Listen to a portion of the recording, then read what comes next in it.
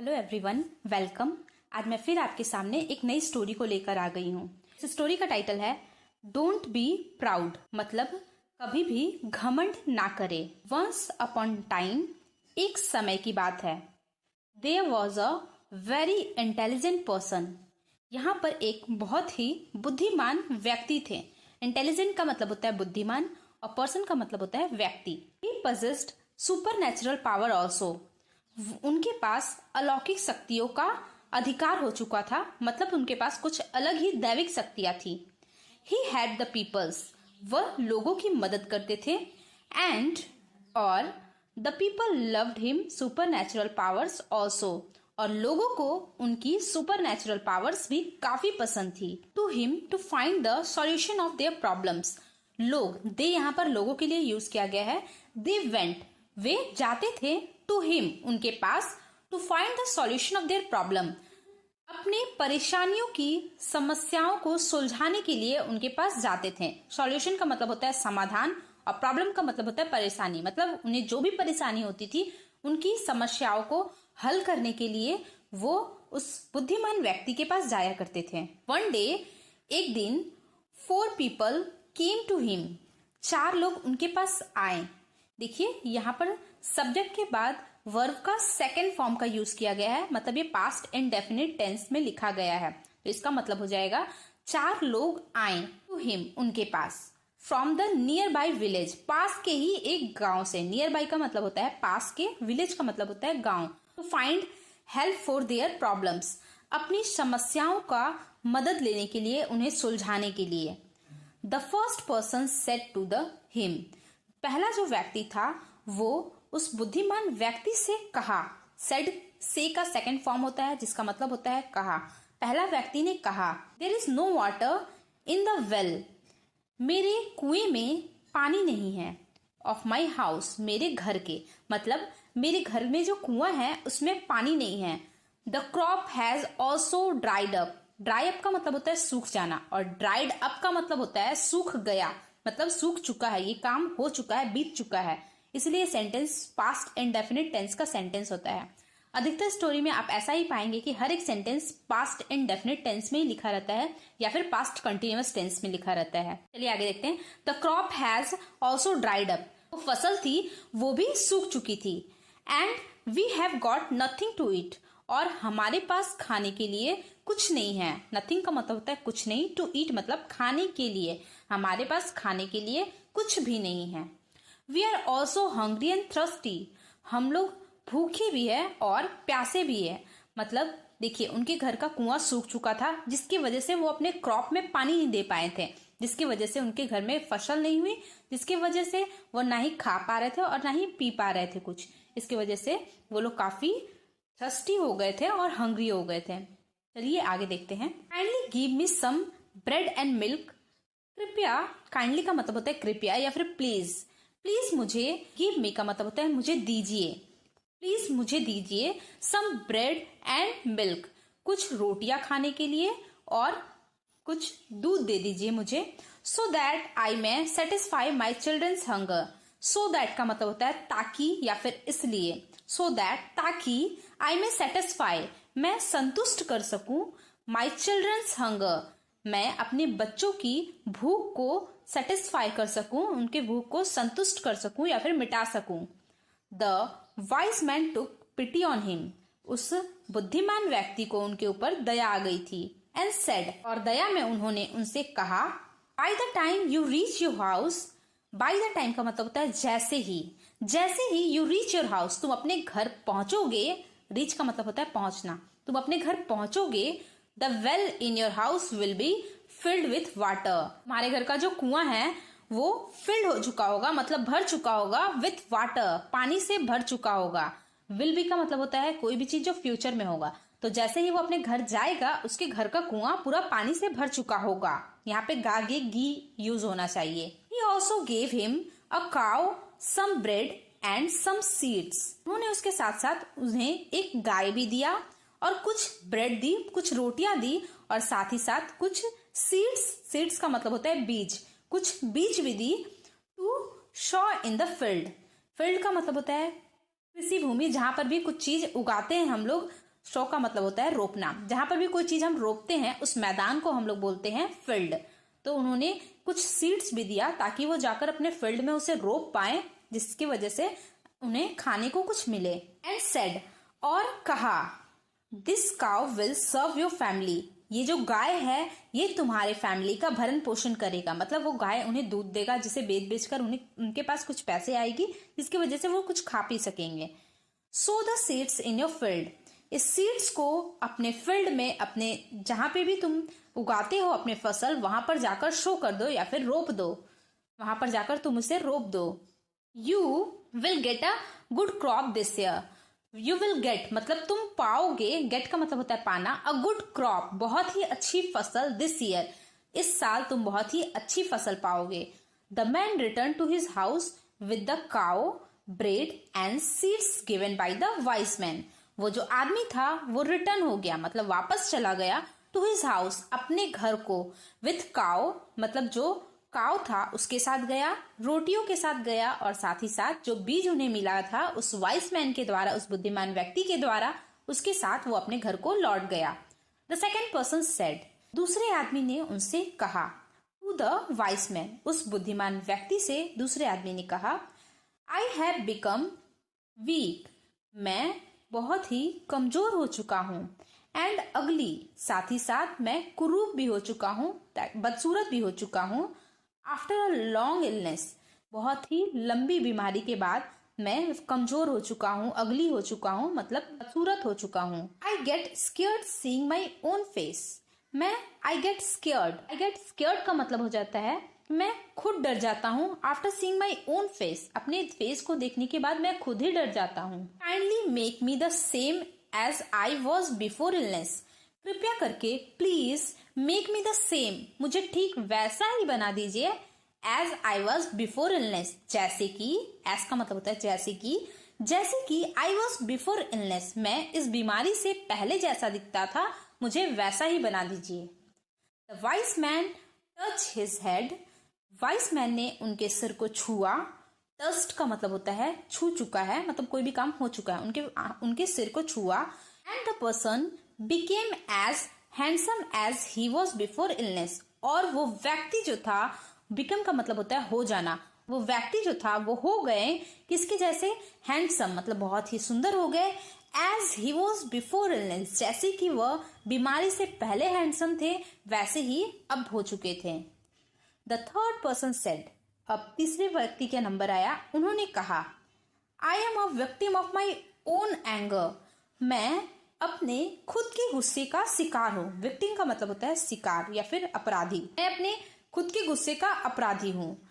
I often quarrel with my wife, मैं अक्सर अपनी बीवी से झगड़ा करता रहता हूँ।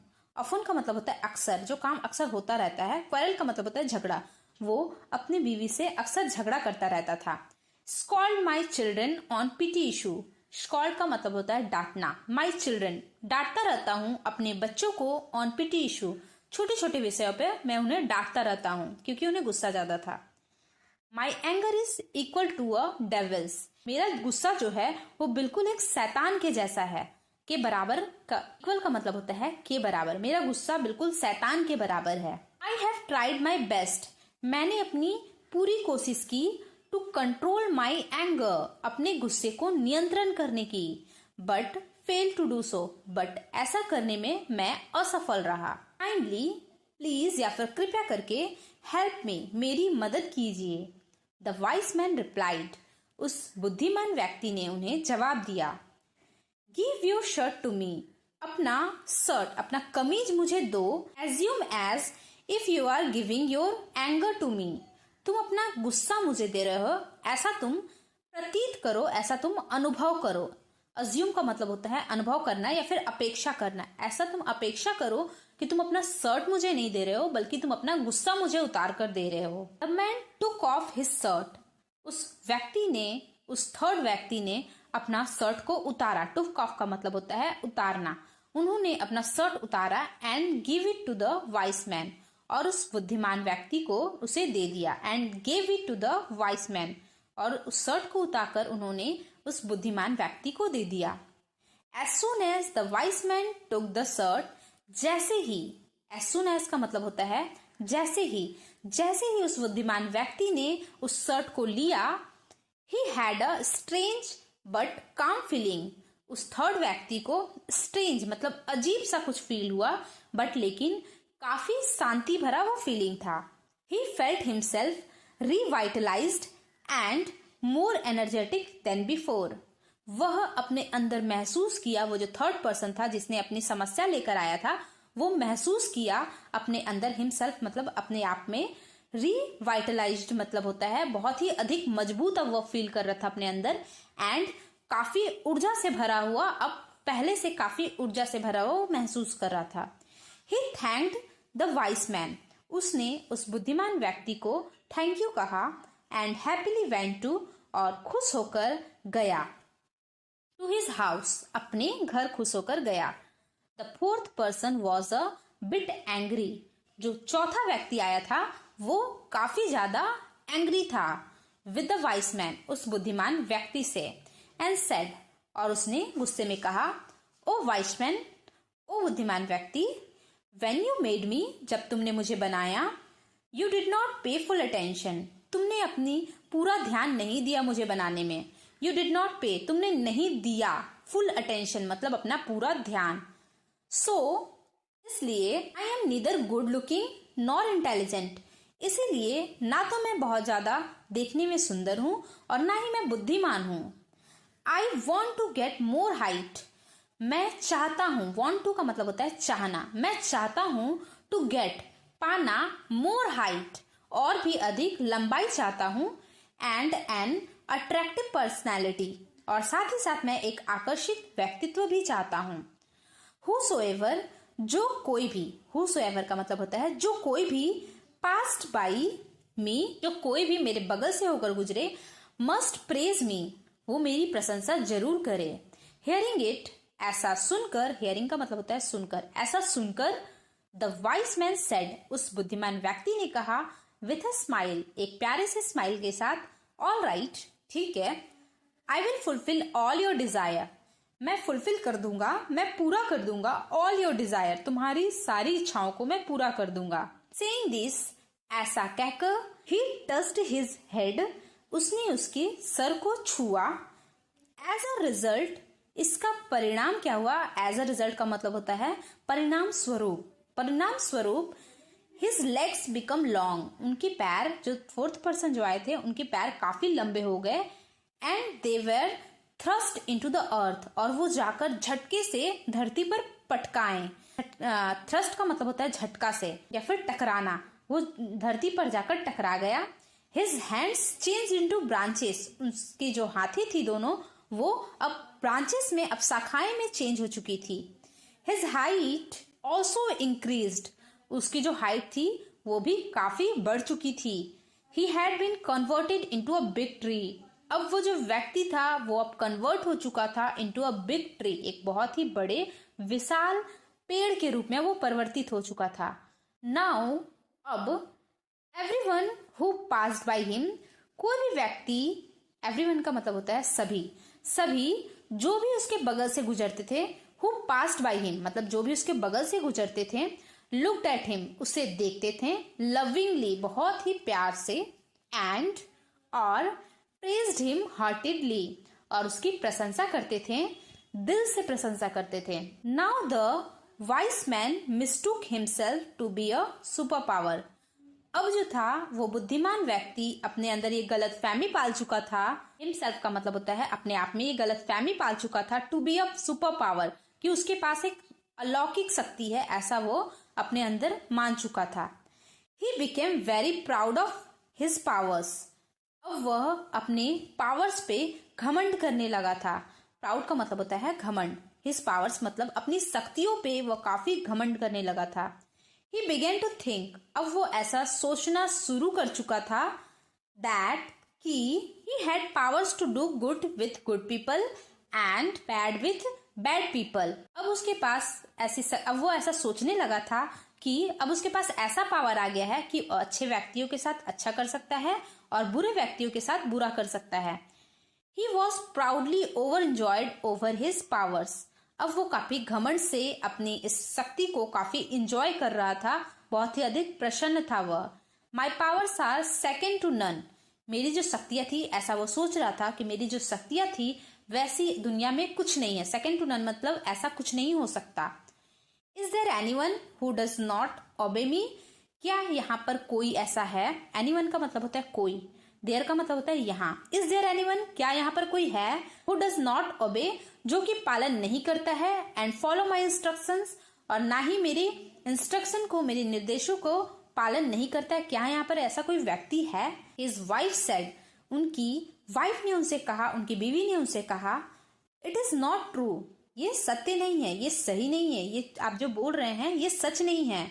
यू आर ओनली बोस्टिंग, तुम सिर्फ डिंग हाँक रहे हो। हियर इज वन पर्सन, यहाँ पर एक व्यक्ति है, हु, जो does not care of you, जो जिसको तुमसे कोई मतलब नहीं है।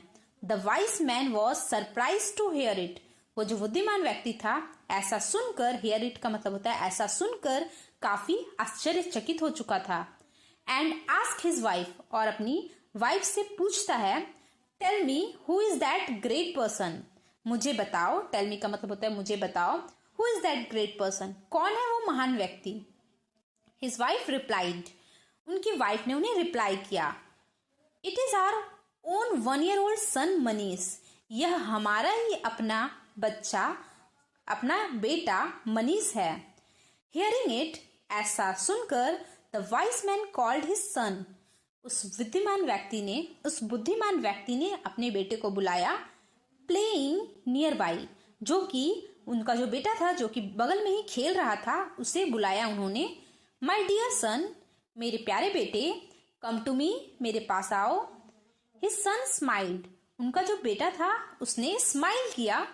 लुक्ड एट हिज फादर, अपने पिता की ओर देखा, and continue to play with his toys, और अपने जो वो पहले से खेल रहा था उसे जारी रखा, मतलब खेलना नहीं छोड़ा। उनके पापा ने उन्हें बुलाया बट वो नहीं सुना, वो खेलता ही रहा। द वाइस मैन सेड बोस्टफुली, उस बुद्धिमान व्यक्ति ने बहुत ही घमंड से कहा, सी माई सन ऑल्सो रिकॉग्नाइज माई पावर, देखो मेरे बेटे को भी मेरी शक्तियों का अनुभव है, या फिर मेरी शक्तियां उन्हें याद है। मेरे बेटे को देखो, अनुभव हो रहा है कि मेरे पास कोई शक्ति है, तभी तो वो मेरी बात सुन रहा है, मुझे देखकर स्माइल कर रहा है। हिज वाइफ सेड, उनकी बीवी ने उनसे कहा, कॉल हिम वंस अगेन, उसे फिर से एक बार बुलाओ। वंस अगेन का मतलब होता है फिर से एक बार बुलाओ। एंड, और ask him to come to you, और उससे बोलो कि वो तुम्हारे पास आए। जब भी आस्क के बाद टू का यूज होता है तो वहां पर कुछ पूछने का सेंस नहीं होता है, बल्कि कुछ बोलने के लिए बोला जाता है। जैसे कि वो अपने बेटा से कुछ पूछ नहीं रहा है, बल्कि वो उसे बोल रहा है, उसे बोल रही है कि तुम उसे बुलाओ। And ask him to come to you, और अपने पास बुलाओ। The wise man tried his best, उस बुद्धिमान व्यक्ति ने अपनी पूरी कोशिश की। ट्राइड का मतलब होता है कोशिश किया, उसने अपनी पूरी कोशिश की। टू कॉल हिज सन, अपने बेटे को बुलाने की। टू हिम, अपने बेटे को, मतलब यहाँ पर हिम उसके बेटे के लिए यूज किया गया है, उसे बुलाने की पूरी कोशिश की। But his son ignored all his calls, लेकिन उनका जो बेटा था वो इग्नोर कर रहा था, नजरअंदाज कर रहा था उसके सारे पुकार को, अपने पापा के सारे पुकार को वो इग्नोर कर रहा था। एंड केप्ट हिमसेल्फ, और खुद को busy in the his game, busy रखा था अपने गेम में, अपने खेल में वह व्यस्त था, वो अपने पापा के पुकार को नहीं सुन रहा था। The wise man got furious, वो वाइस मैन काफी क्रोधित हो गया। फ्यूरियस का मतलब होता है बहुत अत्यधिक वाला गुस्सा जो होता है, उसके लिए फ्यूरियस का यूज किया जाता है। और एंग्री का यूज होता है जब नॉर्मल सा कोई गुस्सा होता है, तो वो बहुत ही अत्यधिक ज्यादा गुस्सा हो गए थे। एंड स्कॉल्ड हिज सन, और अपने बेटे को डांटने लगे। स्कॉल्ड का मतलब होता है डांटना। द सन स्टार्टेड क्राइंग, अब उनका बेटा जो था वो रोना शुरू कर दिया था। And went to his mother, और अपने मम्मी के पास चला गया, अपनी मदर के पास चला गया। सीइंग इट, ऐसा देखकर, the wise man understood that, उस बुद्धिमान व्यक्ति को ये समझ आ चुका था, a mother knows her child better than others, एक माँ अपने बच्चों को सबसे अच्छे से पहचानती है। नोज हर चाइल्ड मतलब अपने बच्चे को बेटर देन अदर्स, अच्छे से पहचानती है दूसरों के मुकाबले। ही रियलाइज दैट, उसे अब यह रियलाइज हो चुका था, अब उसे वह जान चुका था, he was only boasting his super natural powers. सिर्फ वह अपनी सुपर नेचुरल पावर्स, अपनी अलौकिक शक्तियों की डींग हाँकता था। अब उसे यह समझ आ चुका था। One should kept one self with in one's own limit. किसी भी व्यक्ति को अपनी लिमिट के अंदर, अपनी सीमा के अंदर ही रखना चाहिए, उससे ज्यादा नहीं जाना चाहिए। मतलब अपने डींगे नहीं हाँकनी चाहिए, अपने हद में ही रहना चाहिए। तो अब इस स्टोरी का क्या मोरल निकला? इस स्टोरी का मोरल मतलब होता है नीति शिक्षा। हमें इस स्टोरी से क्या सीख मिली, तो देखते हैं। We should not be proud of our qualities. हमें अपने अंदर के गुणों पे घमंड नहीं करना चाहिए, बल्कि अगर हमारे अंदर कोई गुण है, उनका अगर भला कर सकता है किसी का, तो उसकी मदद करनी चाहिए। और भला करने के बाद उस पर घमंड नहीं करना चाहिए कि मैंने इसके लिए वो किया, उसके लिए वो किया। तो अगर आपको ये स्टोरी अच्छी लगी हो तो प्लीज वीडियो को लाइक करें, चैनल को सब्सक्राइब करें। तब तक के लिए कीप लर्निंग।